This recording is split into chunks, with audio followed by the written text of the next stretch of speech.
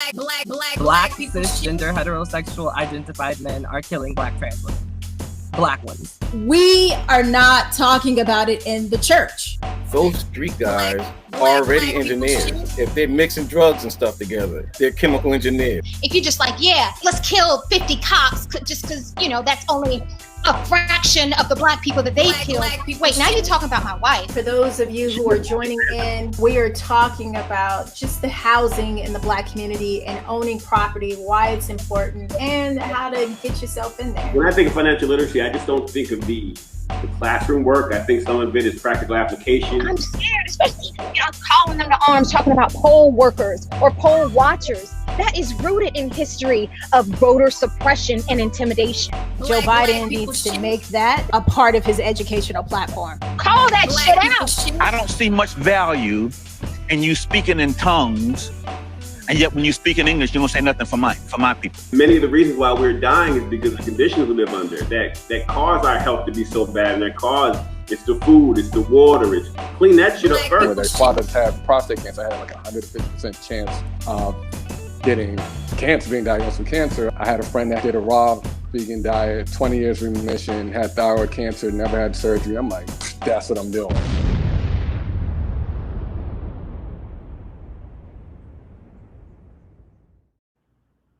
This week in Black People Shit, current events and hot topics. I'm your host, Christy Ferris. NBC cancels the taping of the 2020 Golden Globe Awards after the Hollywood Foreign Press Association came under scrutiny for not having a single Black member. Lizzo breaks down on social media, and the FBI is pressured to answer questions about their domestic spying program ties to the killing of Black Panther leader Fred Hampton. This and much, much more on this edition of BPS. And as always, we have actress Janora McDuffie and writer Abdul Majid. Hey, everybody. What up? Yeah. Let's do this today. Y'all feeling okay? I am. Man, I can't believe it's Wednesday again, but happy to be here with you too. Yeah. And did your dress match your chair, Janora? No, my dress is more nautical and vertical stripes. The chair is that's more of like a, what is that? Like zebra-ish something pattern. Animal print. Got it. Yes. Okay, go ahead. You changed it? No, but I got the next idea for my tree. I'm not going to reveal it right now. I'd rather show you than tell you, but I can't wait. I'm really excited about this next change.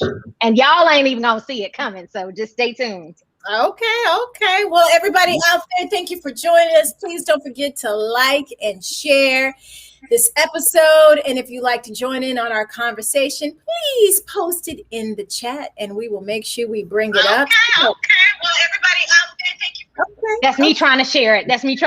I'm sorry. I'm just following instructions. I'm just not really good at tech. I know, and I was like, oh, that's me. That sounds like me. Oh, is that what I sound like? All right, so let's talk about this Golden Globes. So NBC is not going to air the Golden Globes in 2022 because of their lack of diversity. Everybody is coming after them. Netflix, Amazon, other actors, Warner. Warner, and also Tom Cruise sent his 3 Golden Globes back. So what do you think about that? We'll go with you, Janora. I think this is how change is made. Folks said how they felt about equality, about how we should see our world, would like to fix wrongs, and change happened. I mean, sure, ta-da, it wasn't that easy. And I think it took more so the money component, as in NBC pulling the plug, and as in these celebrities with clout and a following to say, hey, that's wrong. But either way, whoever's saying it and whatever money is at stake, I think that this is how systematic change happens. So I think this is an example of what I would continue to love to see, to break down old school hierarchies, maybe old school systems, just be reformed into what America really looks like and should be like.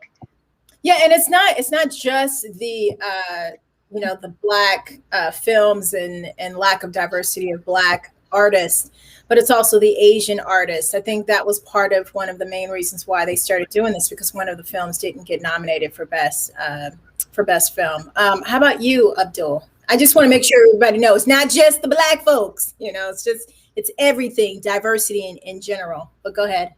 I think this is how narratives get changed. Would there be any substantive repercussion, like other than getting Black members to get Black films awarded? And I understand the importance of that, because awards equal money to the actors and to the studios and to whatever. Once you get more awards, you can charge a different price. But I'm just I'm happy that it's happening. I don't want to be like negative about it. I am happy that it's happening and change is happening. But I don't know if this is just a narrative change or this is really something substantial that will lead to other sorts of changes. Like I've read the article about the former president, Phil, I forgot what his name, Beckman or whatever it is, he got fired because he referred to the Black Lives Matter movement as something racist movement or whatever it was, and they fired him for that one. So I just mean, it's not just change is good, and getting new people in is good. But who are these new people? Who are these new guards? Do they have the same ideas and philosophies that the old guards had? You know what I mean? I think that's a part of my concern. Now I think the new president, I think the person's name is Ali something. Ali. I don't. And I don't know if it's a male or a female or if it's a Middle Eastern person. So I have to look that up. But I'm interested to see what happens next. I guess is where I'm coming to. Yeah, because they're not having. I mean, it's not just about diversity with people of color, but it's women. Mm-hmm. And also too, they're not even viewing the films that are not in their comfort zone, according to one of the articles. So I think there's a lot of changes that need to happen. I hope that they do it soon. And I also wonder, what does that mean for us? Because Black people have been screaming about this for a long time, and Asians and women start screaming about it, and then stuff gets changed. So I mean, for Black people specifically, well, like what? I'm dead serious. Like it's the same thing happened with we talked about the bill a couple weeks ago with the Asian hate crime bill. They recently get it. So I just mean, Black people have been screaming about this stuff for years. So so you're gonna have change, but what does that mean for us? Yeah. Well, I think it definitely speaks to who is speaking, and not necessarily related to the color, but again, related to the pocket, the color green, and the power. So for example, Netflix, I wrote down what they said to say, we're not going to do this Golden Globes thing until y'all change your ways. They said, we don't believe the proposed new policies. So they did come out with new policies in May, but again, I feel like it's paperwork and past the point, in fact, but we don't think these new policies around the size and speed of membership growth, so not even necessarily what films are nominated, but who is in the membership to even say what films can be nominated, will tackle the Hollywood Foreign Press Association systematic diversity and inclusion challenges, or lack of a clear standard for how members should operate. So we're stopping any activities with your organization until more meaningful changes are made. So I don't think Netflix represents necessarily one person, but I think it represents an organization with a lot of power and a lot of money to make a say. And in terms of NBC, I kind of think that was an easy out for them. Now, whether or not they're really taking a stand, but we all know from these last numbers of the Oscars how the award shows are going down in viewership, and not even just the Oscars, but even the music shows too. So I think this was an easy call for them to be like, all right, we're going to opt out of this. So we know, I mean, who knows the true intent, but either way, the action is, I think, forward progress. And Abdul, I'm so happy to see you being a little positive on the show and showing some hope for the future. That really makes my heart warm. I love it. I like how you just silent. Kathy says, "Can you read that?" 'Cause Yes. Hey, Kathy. Kathy says, "What about the Academy Awards? Send that shit back too." Send those awards back also. I'm just saying. Yes. And Thornton's in the house too. Hey, what's up, Thornton? And hey, Kenise checking in from the islands, man. Hey, welcome back this week. I was wondering why, for my personal taste, the Black Awards, when they're done right, are the most entertaining awards that you like. This past BET Awards were really entertaining. The way they set it up and the videos and the music awards were very entertaining. Like when they get it right, the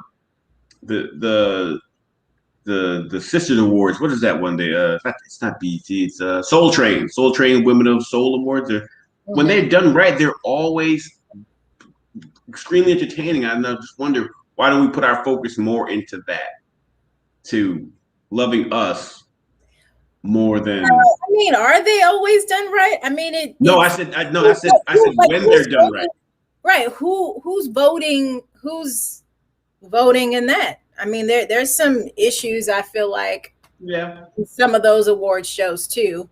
There are issues, and I think it's all politics and all industry games. But I mean, when they're done right, like I remember that year that Will Smith and Jada Pinkett did the BET Awards, and they made demands from BET that it had to be done a particular way to have their standards. And that award was probably one of the best awards I've seen in a long time.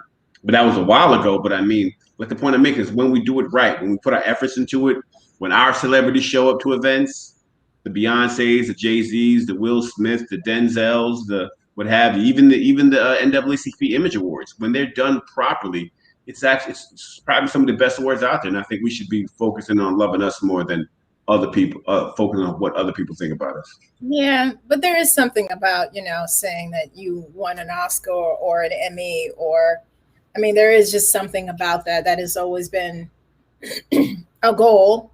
Because white people approve of it.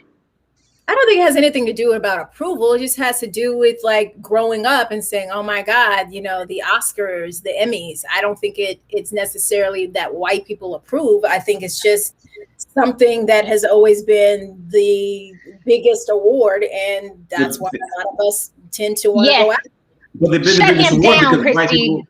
No, but they've been the biggest award because white people set the standards. It's, again, has nothing to do with. Tell me who sets. Okay, then tell me who sets the standards in Hollywood for who wins awards and who doesn't. It's not black people; it's white people. I mean, I agree with you. That's why they're making some changes. But I'm just saying there is something about having, your peers voting for you and getting this award that you've always seen from the very beginning of people getting all the time. But if that was the case, then the SAG Awards would be more popular than the Academy Awards because the SAG Awards are done by your peers. Well, I mean, go ahead. I mean, well, let me just say this. Here's the thing. I mean, I'm unfortunately I didn't learn that the people who were behind the scenes voting until years later, like several years ago, probably like 10 or 15 years ago. But in the beginning, I just assumed everybody was, related to the industry in some way, shape, or form. Mm-hmm. So, yeah, I mean, as you learn that, some of these people are not a part of or whatever, that there's no black people in the Golden Globes, it does make a difference. It does kind of skew you a little bit, but that doesn't mean that I'm not going to continue to keep trying to go after it because I would love to have that. Go ahead, Janor. What were you going to say? Yes. Thank you, Christy. Oh, sometimes so hard being quiet in my box. But I'm supporting you, Christy, in that.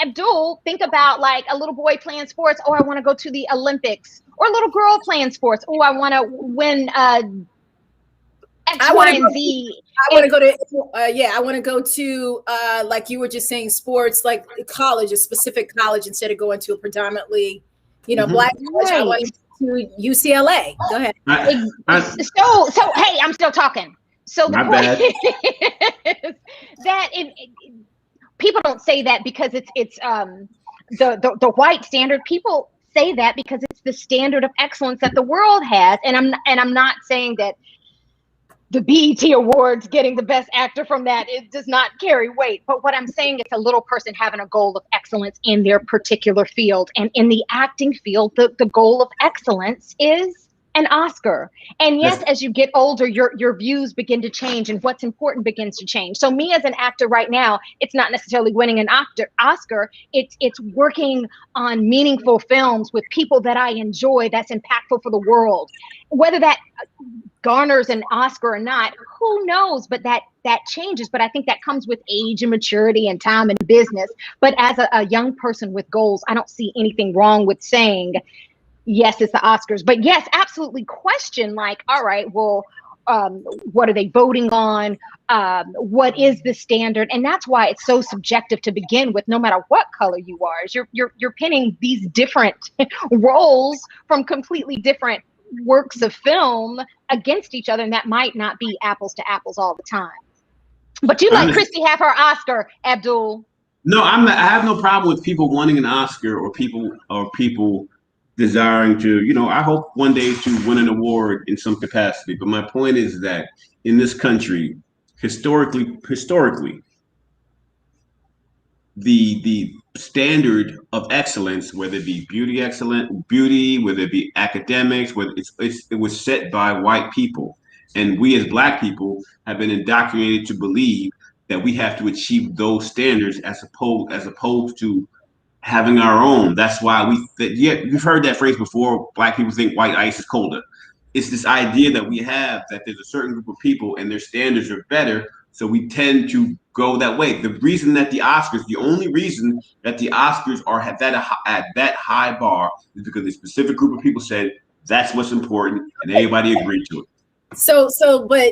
To piggyback on what you're saying, and it's not that I'm disagreeing with you, but on the flip side, I find Black people are just as bad sometimes as some of the white folks. Like when I was doing the Scrubs and I was doing all those shows, the white shows, nobody in the Black community was checking for me at all. They were like, yeah, you don't really cater to our people. Like nobody's really gonna, watch the show because you do most of the white shows. You're not our fan base. You don't meet our fan base. I can go and walk down a red carpet at a white event and Christy, pictures everywhere, hitting all the magazines. I go to a Black event, any of those Black events at the time, and nobody want to take a picture of me. Nobody's checking for me at all. You know what I mean? If I'm not Alicia Keys or Beyonce or somebody else, they're not checking for me. I mean, things have changed now that I've been doing TV One and blah, blah, blah. But I'm telling you, in the beginning, they were not checking for me. And if I see Anthony Anderson win one more damn award that he hosts, I'm like, what's the difference? What's the difference between the Emmys and these awards that they're getting over here? Because it's the same politics. I'm not denying that Black people have our own set of issues and that Black people do a lot of undermining stuff to one another and Black people don't give each other the flowers that we deserve. But that was never my point. My point was just to say that we as Black people need to love ourselves and our community more than we do idolize other people's standards and community. That's the only point I was making, that we need to embrace our culture, our award shows, our whatever it is that that we come up with. We need to embrace it more instead of waiting for someone else to acknowledge us and say, okay, now it's good. That's the only point I was making. I agree with you, but on the flip side, sometimes when you do, you get the bullshit that you get, like I have experienced with some of these award shows that I've been to. So, yeah, but that just goes back to the game being the game. Like, this game is a shitty game. We all know that. So, I mean, I'm just saying, no matter what, it's damned if you do, damned if you don't. Like, I've been doing all this stuff for, these other award shows that are Black, and they still, were treating me like I was, a peon. So at the end of the day, F them, Christy Ferris. F those awards. Yeah, Christy. All right, let's move on because we've been on that subject for 19 minutes. Lizzo on social media, she had a breakdown. And as we talk about, what she was going through, feeling like she was alone, she didn't have anybody to talk to. it's also Mental Health Awareness Month. We definitely discussed this last season. I talked about my brother and his struggles and everything, but I think it's very important for us to know that we have support and that we're not alone. And I wish that my brother knew that he wasn't alone, because maybe he would still be alive today. So any thoughts on just the Mental Awareness Month and, Lizzo, anything like that? We'll start with you, Janora. Oh, absolutely. I'm so happy that she came out and shared how she felt. I feel like you always think, I don't know, the grass is green on the other side, or you think when you are sad that you are the only one going through it. So the more people that can come out and say, this is who I am, this is how I feel, it's not always pretty. Then it gives permission for other people to feel the same way, to voice the same way, and especially after that to get help. And sometimes the form of help is just getting it off your chest or sharing it to the world. So I commend Lizzo for her vulnerability in that moment. I commend her for her vulnerability of her whole shape and putting that out proudly. But I know this, we talk about mental health, not about her body, although sometimes it is tied hand in hand in terms of how we feel. And I think that Black folks specifically, we need to lose the stigma that's attached to mental health, like it's other folks, not us. And then men especially too, losing that stigma. We all are human. We the brain and the heart are a muscle just like our arm. And if that's broken, we go to the hospital. But what if our heart is broken or our mind is in pain? That requires the same amount of help. And I would love for it to be, for professional help to be accessible to all, for that to be a conversation that happens like in the classroom, so we know that it's not something foreign. Mm-hmm. And and so yay to have this month to be able to highlight it. Yay for Lizzo for speaking her truth in the moment of feeling alone and sad and not loved. I wanted to do this thing. It was something you were saying, being open, and I came up with this idea of doing something that's called just lessons, being in my 40s and sharing. I was like, you know what? I should share all these things that have happened in my life to let other people know it's okay, because I just, like you said, we think that we're alone. We think we're the only ones who have gone through it. We feel like we're afraid to speak about it. And I think, I just don't want people to feel alone like I did when I was going through the stuff that I went through, or like my brother, or feeling like, oh, I can't share this. I don't want people to know, this happened to me, you know what I mean? Type thing. So, Abdul, you? Damn it, you two always make me look bad. So. What? What I'm about to say is quite the opposite of what you two are saying. So I do believe in the mental health issues. I had family who had breakdowns. I had my father, my stepmother worked at a psychiatric ward, so I know what people look like when they actually have breakdowns. But when it comes to certain celebrities, especially in this state, I always have to approach it with a bit of skepticism, because I don't know if this is for clout or if this is, are you trying to gain sympathy? Do you have a project coming out? Do you have because every time I see an incident like this, there's a rollout. Every time Kanye West, and I know he's been having his issues, so I don't want to undermine anyone's issues. It was always attached to a rollout. He had an album coming out. He had sneakers coming out. So we would have these on-air things happening. And he was not the only one. I remember Tyrese having a breakdown about his getting his daughter. And I know that's probably a real thing, but I don't know if what's the intent? Is the intent to get your emotions out there, or is the intent to garner support for something else you're about to do? Like, I'm always stuck in that space where, like, is this really going on? Or is this because what happens behind the scenes with PR people, and, any news is good news. And I feel like there, yes. I mean, I did a PR class back years ago, and so I remember when Will Smith and Jada Pinkett announced that they were getting married and all that kind of stuff. It happened to be around the same time that both of them were coming out with their movies. So we do know that those things happen. In this situation, you know, to me, it seems like it's sincere. And I don't think, I think social media is social media. It is what it is. It's going to be here. It's not going to ever go away. And we have to take everything for what it is, at this moment. And I think people are, and I think that's the tricky part about it, is that people can really be sincere. And then you got somebody saying, oh, they just doing this for PR. They just trying to do this for publicity. When in actuality, they really are doing it because they're really trying to help. Like, the stuff that I say that I have in the past, I didn't do it for PR purposes. I did it because I really wanted people to know. I understand that, but people are selective about their emotional outbreaks in social media. So, on one incident, they'll go have this breakdown. And I'm not talking specifically about Lizzo, but I'm just talking in general. People have this breakdown, or I'm sad, I feel lonely, blah, blah, blah.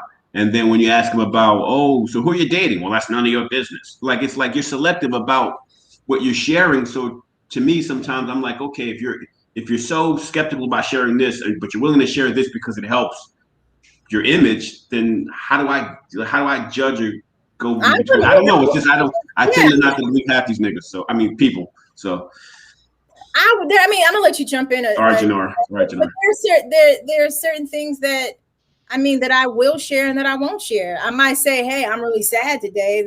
Life is sucking, but no, I don't want to share who I'm dating. You know what I mean? What's the point? But then what's the point of it? What do you like? Because I just feel led to be able to do it because I feel like it's going to help someone else as well as help me by releasing it to say, oh, wow, I'm really not alone. You know what I mean? Janora, let me let you jump in.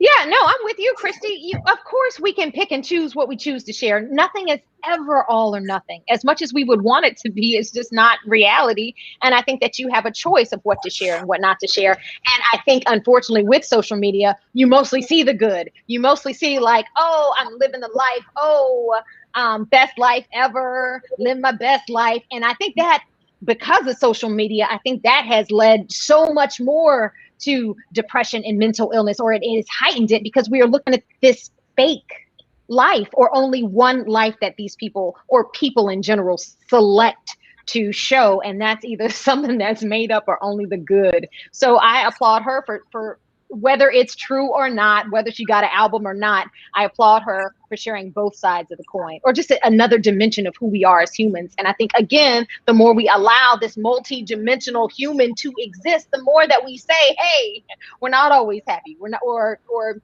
when I am sad, sometimes I just want to share it. So let Lizzo be Lizzo. No, I'm not talking about that. I'm talking specifically Lizzo. I'm just talking about the whole idea of people sharing their.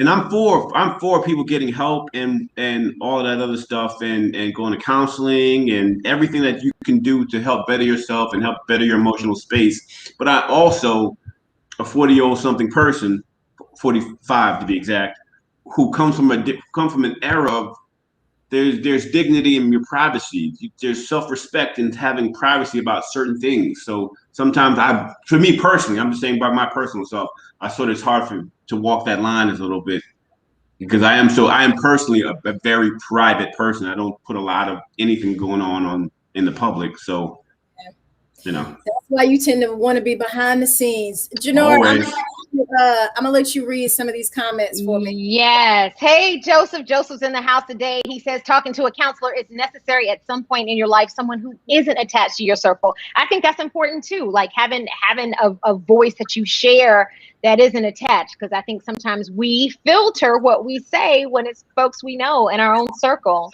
Right. And hello, Francis. Welcome to the show today. She says celebrities can be seen as perfect. Sharing struggles show that they're like us and vulnerable and struggling and seeking help, and that help encourages others to do the same. Yes, sister. Yes, I totally agree. You keep reading though. Keep reading. Oh, as regular folk, we share what we want to too. Yep. Not everybody needs to know our family crisis. Yes, Bingo. Absolutely. Right, Yeah. exactly. As you pick and choose what you share. And Yeah. yes, there are many examples of oversharers. Yes. And there are many Yes. examples, yep, of people who share for attention. But, you know, Yeah. God bless everybody. Like, And again, I mean, that's part of the reason why I do share some of the things. And that's why I'm thinking about doing this other thing where I just share on Instagram these lessons, because I do believe there are times when, as much as we're, all of us are in the entertainment industry, sometimes I can listen to another celebrity and go, dang, they went through that too. Wow. Okay. Okay. So this is okay. This is okay. I shouldn't be embarrassed by this. I could pick myself up and move on. So I think that's important. Hold on. We got a couple of more. Yeah, I'm gonna respond to Kathy. Gary says, what is BPS? BPS is the show that we're on, Gary. It's called This Week in Black People Shit. We talk about what is trending, what's not trending in the Black community. But it is open to everyone. As you can see, even in our comments, we have all different races and nationalities. You also responded and said that I go to SA, but I don't walk around talking about it to everyone. Yeah. I mean, that's the great thing about not being in the public eye, right? Sometimes even when you don't want to talk about it, you still have to talk about it because somebody else had found out about it. Did I skip any, Janora, that you saw that I didn't? Yeah, Kathy Bryant. wait, she ain't down there yet. And yeah, shout out to Kenny. She's always got some amazing commentary about my facial expressions during the show. So she said I wasn't mean mugging. It's probably because Abdul is being nice today. So we'll see. So go ahead and read that one. All right. Kathy says, Abdul, I love you, but don't be so jaded and don't worry about judging anyone. Sometimes it is what it is. Mental health issues have been like a large skeleton in our closet forever, and it definitely needs to be discussed. Well, it's not about being jaded specifically. I'm not jaded about it. I'm cynical about certain things, about people's intent, because I know propaganda is my point, and I know how narratives get pushed, and I know what people do in order to garner attention for themselves. And the point about judging anyone, when you put it out there for public consumption, you're putting it out there to be judged. She didn't go on social media to not have people respond back to her. She went on there because I'm not saying she was looking for sympathy, but she got sympathy because she was out there pouring her heart out to the general public. So when you put yourself out there, or when you put your whatever it is that mental issues out there, it is going to be scrutinized by the general public because you're putting out there for mass consumption. And I think what Kathy's saying is you ain't got to fall in that number. You ain't got, like, just because she puts it out there doesn't mean that you have to judge it. Other people will, sure, but what does that have to do with you? Or why would you want that to be something that is your character or your habit? It's not, well, everybody judges. That's not the point of it. But why are we acting like this industry isn't false and full of shit? Like, we all know what goes on behind the scenes. All three of us know a lot of the creepy shit that goes on behind the scenes and the stuff that people do to garner attention. So for me to know what's going on, how the sausage is made, and say, hey, listen, that shit don't look right, is I think it's valid. I also think that we are in a new generation where kids now are growing up at a very young age with social media and putting everything on social media. It's not like it was in the day where everything could be private unless the paparazzi found out about it and put it in the tabloids. I mean, I just think everybody grows up. Like, it would be a little weird for me to go on there and be like, oh my God, I'm feeling like da-da-da. Like, it's just a little weird for me. Self-indulging. But for someone else who grew up with this and looking at this phone every single day, and that's what they do, it's a natural thing. It doesn't seem like it's self-indulging. It's just something that everybody's doing now. And she comes from a different generation than we do. So for her, she feels like, it's She ain't that different generation. Well, She's in her 30s. Yeah, she's in her 30s. We 45. That's a whole big. Hey, she's like in the mid to late 30s. Hey, I'm with Lizzo. I'm a generation previous. And I don't know. Oh, Kathy, why does anybody say? Mike, yes, Mike says, whatever happened to being stoic and pushing your problems down and having a massive coronary at 55? I think those people still exist too, but we trying to break this chain, break this cycle. That's not the point. Little's 33. The point is not the fact that the fact that people have coronary. I'm not talking about people getting people having issues and getting help for it. That's not the point I'm making. I wish everybody get help for their problems and go. I'm talking about doing it publicly and doing it publicly for attention and not knowing whether to decipher one or the other, because in this industry that we work in, it's such a toss-up. How about this, Abdul? Let's just say I had a crystal ball that could read people's minds and hearts. And let's just say that Lizzo did it for attention. If her doing it, even for attention, if her TikTok post made 2 people in this world decide to get help or decide to do something different that day, good for Lizzo. I agree with you on that one. No, I don't agree. I don't agree with that at all. If she's helping somebody? No, because what's the converse to that? The converse to that is that those 2 people committed suicide because they didn't. No. The converse to that is you have 2 people getting help from a situation, right?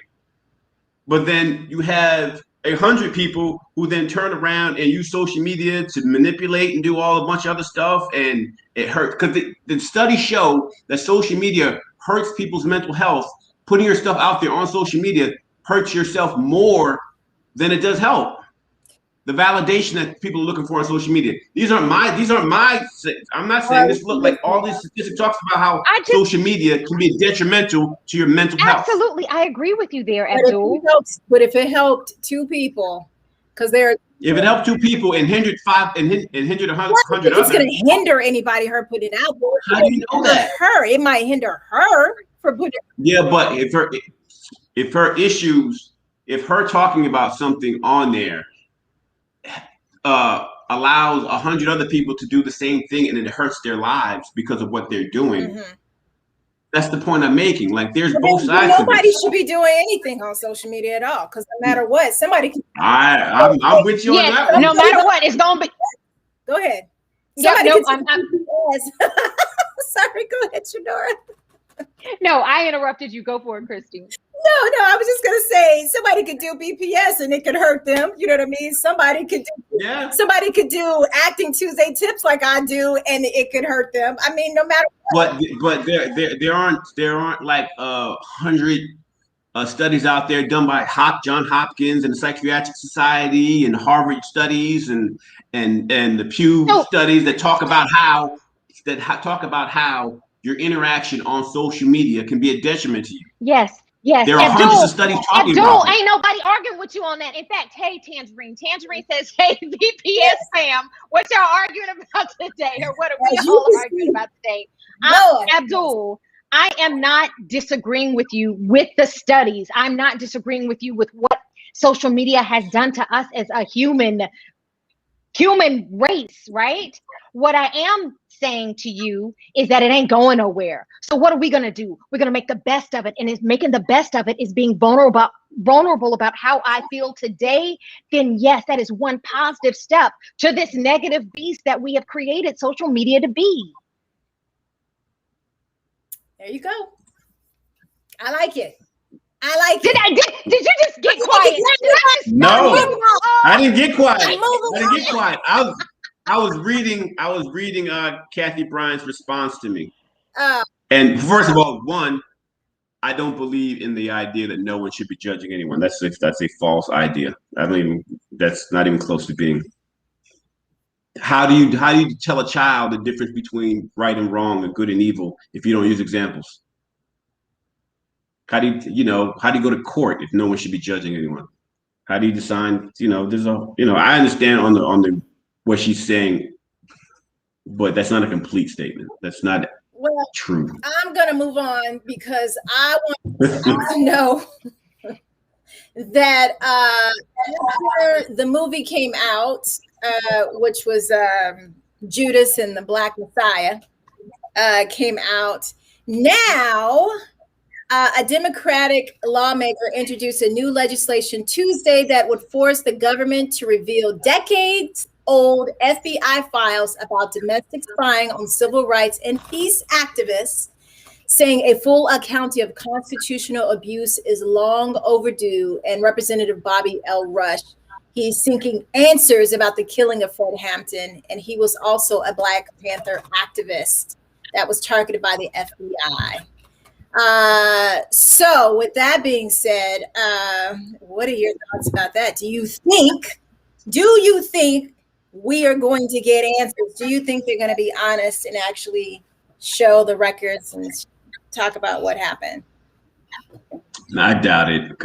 We had a whole hearing about specifically what Bobby Rush is talking about is the COINTEL program called COINTELPRO that they use to spy on domestic Black leaders, not just Black leaders, but because they did it to the Chicago 7 as well, but a bunch of other people. But spying programs on people who were leaders in this country and doing things to hinder them or not telling them when their lives were in danger, like they did with several people, specifically, I believe they were spying on Tupac at one point. They're spying on Biggie. They're spying on a lot of people. But do I think we're going to get the answers? No, because I look back at the whole issue of how cocaine got into Los Angeles, and they had a whole investigation about it, and the truth that didn't come out about, the Sandinistas and what we were doing and sending weapons to Iran to get money for the Sandinistas in Nicaragua, and even though there's been books put about it, even though that there's been hearings about it, even though Oliver North was put on trial about it, even though Ronald Reagan was questioned about it, the truth never really come out, and it's still considered a conspiracy, even though all this information is out about what happened during the 80s with drugs in California. So I don't think the answer to the question is no. I don't ever think that the truth will come out unless there's some sort of hacking and data breach and they just put it out there, and that's a whole other thing. How about you, Janora? Yeah, I appreciate the effort. And I think maybe some things could come out, but I think there's some things that are going to go to many people's graves. And if they think about even sharing something, they're going to get to that grave earlier.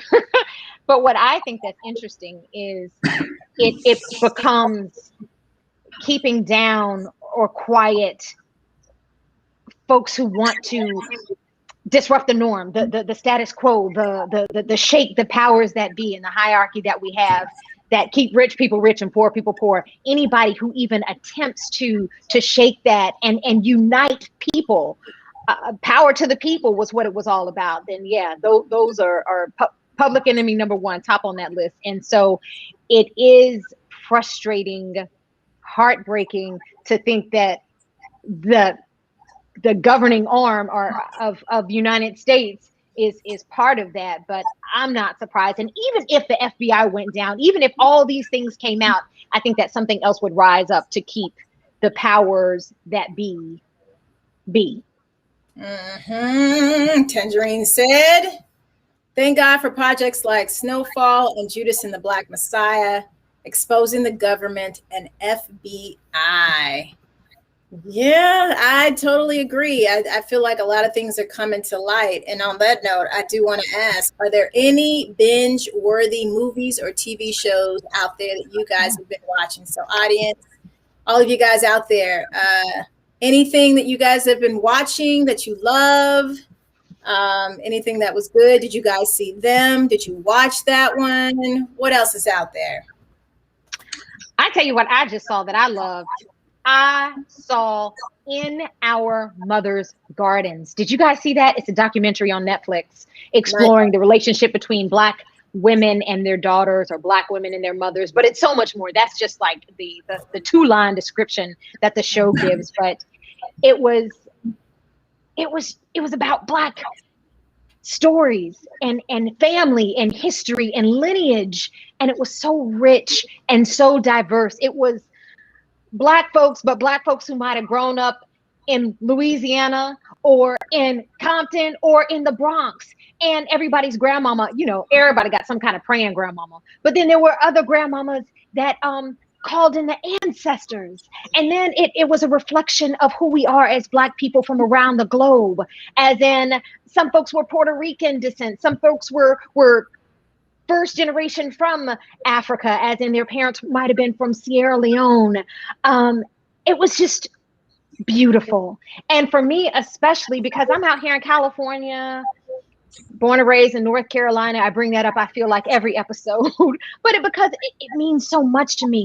That's where my family is. That's where my lineage is. That's where I feel connected. So I felt so connected watching it. And at the end of the documentary, they asked every woman, like, who are you? And they said who they were and as far back in their lineage as they could go. So I would say I am Janora, daughter of Nora, daughter of Eddie Mae, daughter of Annie Gaddis.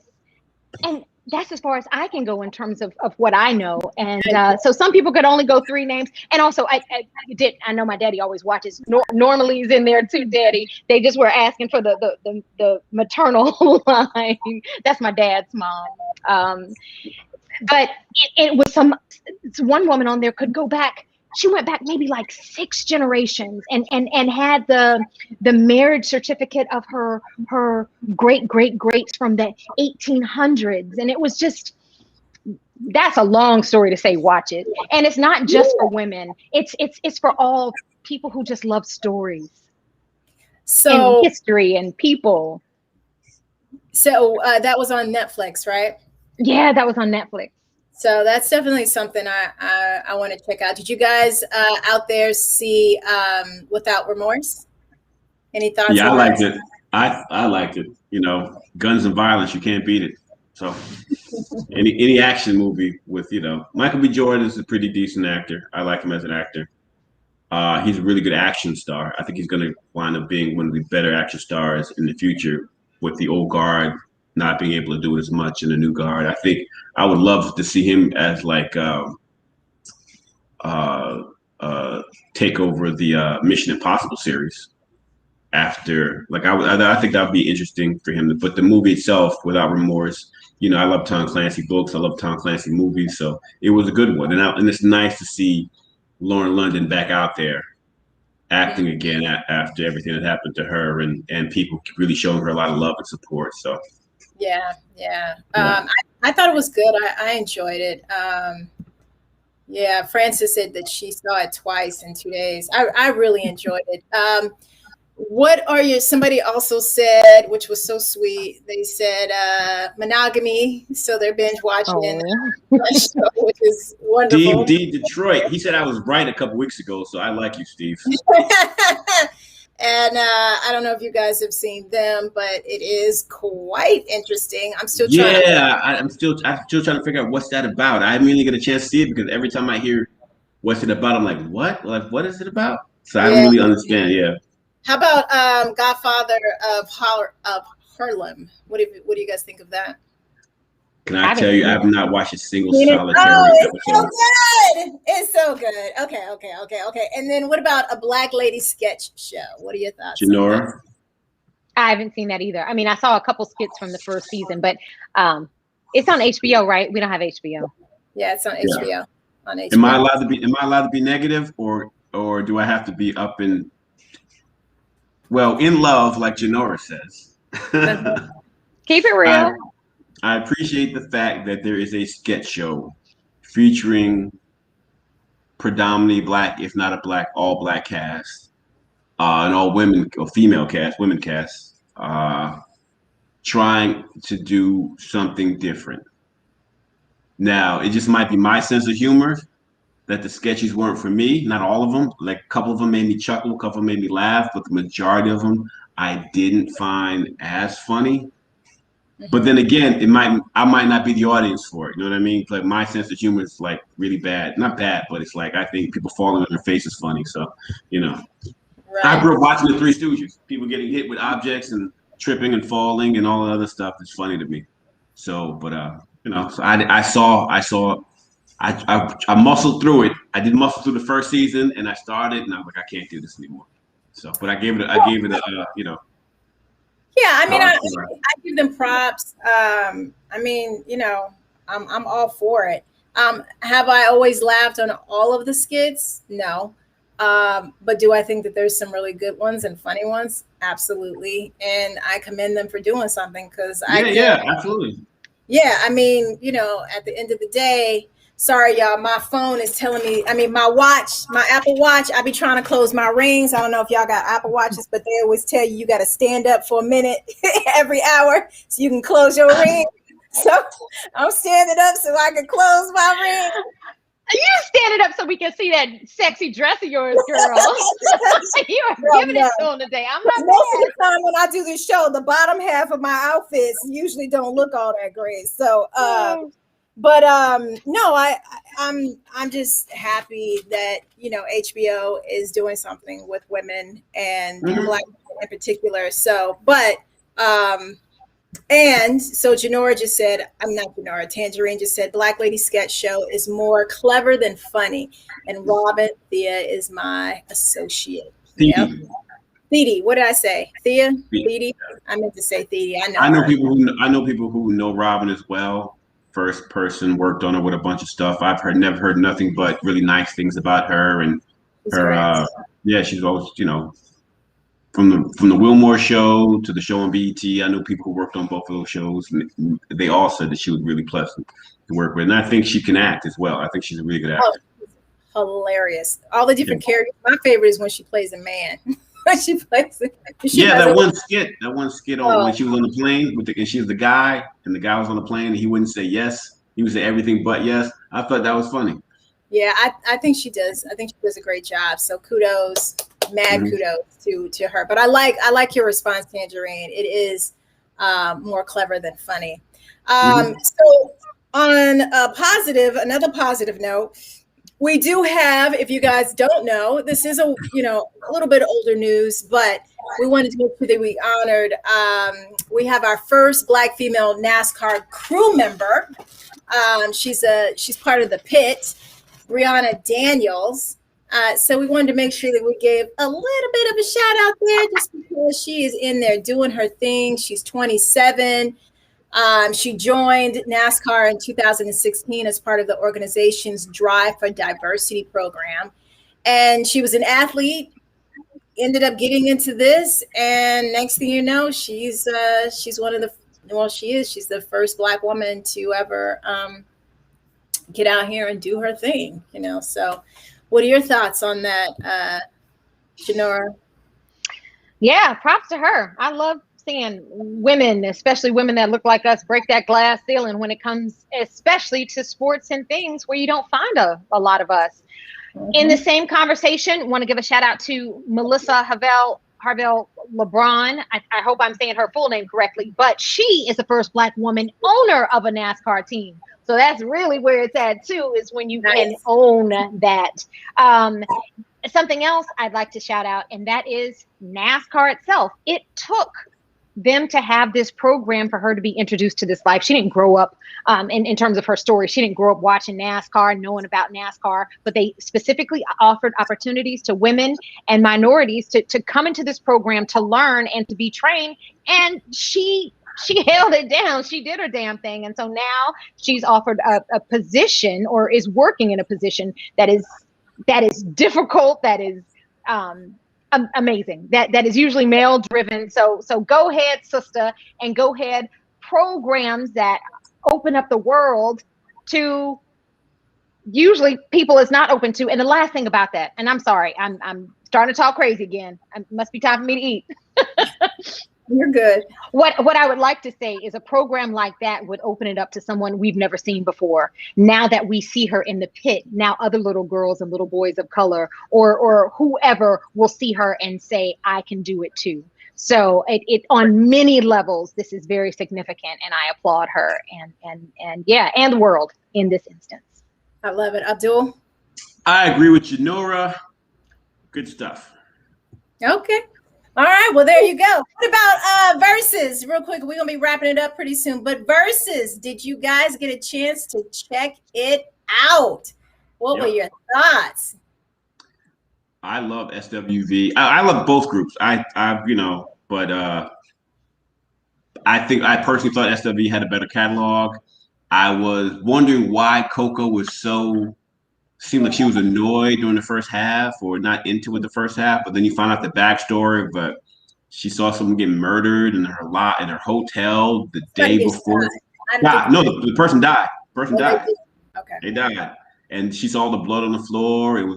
She saw this coming to rehearsals for verses, so she was shaken up, and she said her son had to calm her down, and that's why. And then she had a wardrobe malfunction during the performance when her jacket popped open, and she had to hold the clothes with a towel. So, like you guys being performers, Janora and Christy, I give you guys a lot of credit for going out there and pushing through all the personal stuff that you have going on and things that people don't know about and things that happened before you got there that could change your mood. So, congratulations to both of those groups, and I really enjoyed it.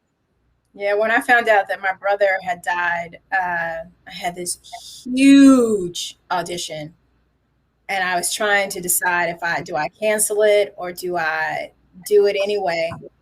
And I don't know how I held it through. I know if I had seen Christophe St. John, this is before he, died, Mm-hmm. but I knew if I had seen him, I would have lost it because both of us dealt with his son had mental issues and had died in a mental institution. And my brother, had mental issues. So I knew if I had seen him, I was going to be in trouble because it was for Young and the Restless. But I held it together and I went in there, I nailed this audition, and they were like, oh my God, that was amazing. Of course, I didn't get a call back, so I never understood that whole entire thing.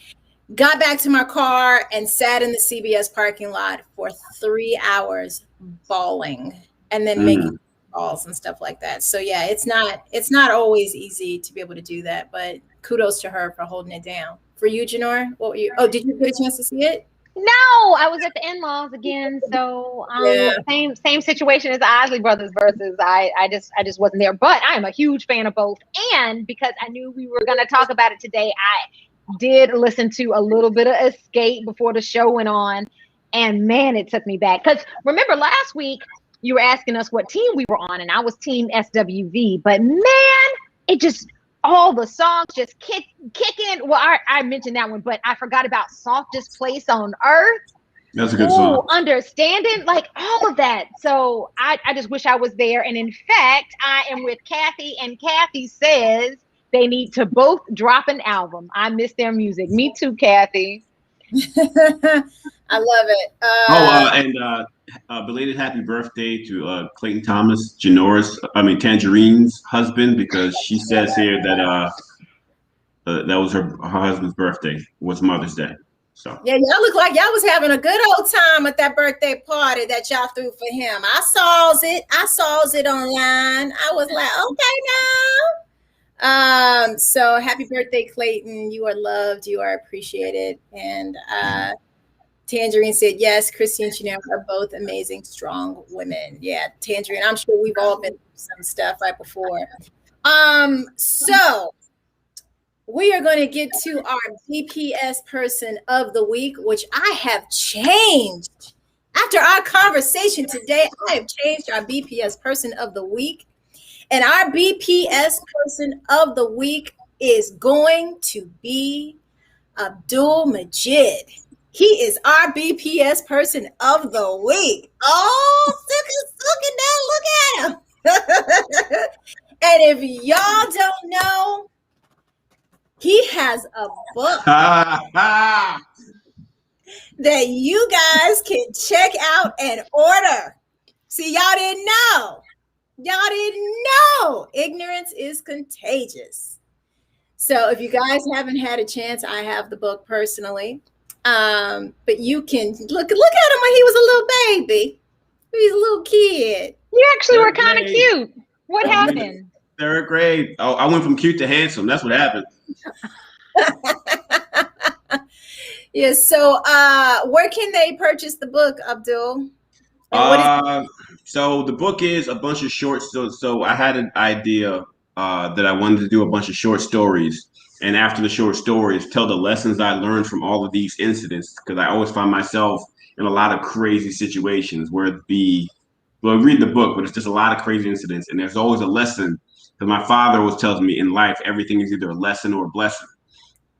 So I try to find the lessons in all the things that I go through, and I wrote a book with all these short stories. They're all comedic stories, and I speak like I speak now, so there's a lot of N-bombs thrown in there and profanity written out through it. But it's just a bunch of stories that I learned, and then I got my brother, James, who's on this show, who's also a motivational speaker, to do the lessons because no one would take it seriously coming from me. Because when I initially wrote it, I wrote both the stories and then the lessons, and people thought they were both funny. And I was like, no, I want you to take this part seriously.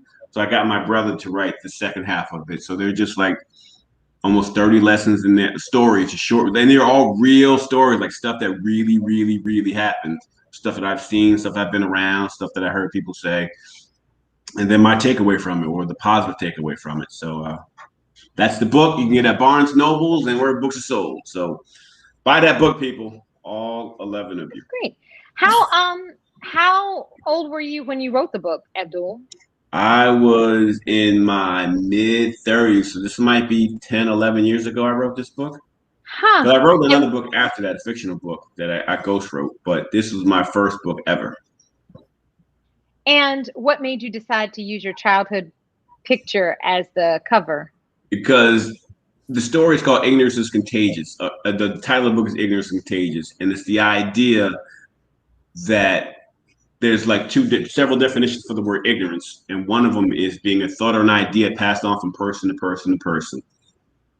And I thought as a kid, if I wanted to invoke any information or knowledge on that person that I was, that child that I was, I'd want him to take that information and pass it on from person to person to person, because like anything, knowledge can be contagious as well as ignorance. So I wanted some of the stories that I'm talking about are very, if you look at it in the sense of this just being a bunch of N-word stuff, you could look at it that way. But then the way I took it was like, yeah, this happened, but they're all corresponding ideas underneath that lie underneath the surface of some ignorant situations, people fighting, people arguing, people saying stupid stuff, whatever happening, people saying racist stuff, and then you find what the lesson is underneath that, and you share that with people. And that's what I want to tell people, that regardless of what your situation is, whether it be small or big, take that situation and learn from it and gain some sort of personal knowledge from it that you can hopefully transfer to other people.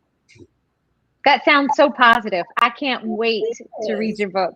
Oh, thank you. Can you get it on Amazon? You can get it everywhere. It's on Amazon. You can get it in Barnes and Nobles. You can get it anywhere. It's literally everywhere. When it first came out, I was actually on Amazon. And this is just a little pat on the back for myself. I was ranked number 21 books of all Amazon books at the time. Number 26. I'm sorry, 26. I was 26. That's the highest I've ever reached, the peak in terms of like selling a book. I was number 26. For Amazon. Amazon bestseller. Yes, thank you to me. So see, it's the same thing. People sharing their stories to help other people to learn, to have a lesson. Mm-hmm. Thank you for turning that around so Abdul could see that, Christy. Yeah, no, the difference is I actually told you what the lesson was. You didn't have to figure it out. I literally said, this is the lesson. As spoken by James LeGrand. Tangerine said, Christy, producer on the fly. Congrats, Abdul. And Tangerine said, thank you, Abdul, for the shout out. So. Her husband is actually really funny. His skits, if you ever get a chance to go on the skits that they do and the skits that he does on his own, he is hilariously funny. He's like really funny. So check out his stuff and check out her stuff as well. Yeah, he's a writer, and he's a writer on a couple of different shows. I think I know one for sure, and then I think he's a writer on 2 shows now. And then he's an actor. you know, produces. He's a comedian. Like he is all around. They're doing the doggone thing together. I could just say like, couple in the house for that real. is the truth. And then check out. I was gonna drop Tangerine. What happened? Who? What happened? Where? What? You know, I was gonna say, check out Tangerine on her show live on Tuesdays and Thursdays at 3. And Tangerine, you're doing some on Sundays now too. So you better work. And yes, power couple for real. Yeah, I remember both of them on the Foxhole. Jamie Foxx's radio show that he had. There was a bunch of people. It was Tangerine. It was him. It was Corey Holcomb, Claudia Jordan, and they were just hilarious. They together, they just bounced off each other so well. I didn't even know that they were whatever, but they worked so well together, and you can see it in the projects that they do. So, congratulations to both of those. So she said, sing or do Sundays. Oh yeah, so they get up and sing every single Sunday. And she be making money off her show. I don't know what we tripping off of. We need to be selling. You know, she's like, you know, she got the juice box shirts and all that. I mean, you know, all kind of stuff. Hey, but I was gonna say, Christy, you keep standing up for that Apple Watch. We might make some money soon. I know. Start doing jumping jacks. So silly. All right, y'all. So next week we do have a special guest coming in, and we want to just say thank you for joining us once again. We will see you next week. And can I say one thing? Hold up. I do want to say one thing. So on I don't want to go out on the sad news, but on one of our guests that we had on the show, Jamila Sams, her father, Jimmy Wayne Sams, passed away recently. So for the show, collectively, we just want to give her some, condolences and acknowledge her and her family and thank her again for coming on the show and being such a great person, and bless you and bless your family. So that's it. Amen, amen. Oh, and on a positive note, we'll make sure we do that. Felicia Rashad is now the dean over at Howard University. I thought that was a beautiful thing too. So I forgot to mention that today. There she is. Look at that. Felicia. Fine Arts College. Yeah, absolutely. It's fun. Yeah. All right, you guys, have a good night. We will see you next week. Thanks for joining us. It always means a lot to see your faces and your comments. And be well, be positive, be love. Like Abdul looks up like, what is she saying? And enjoy your week. We'll see you next week. See you next week, y'all. Stop emotional trolling on Instagram.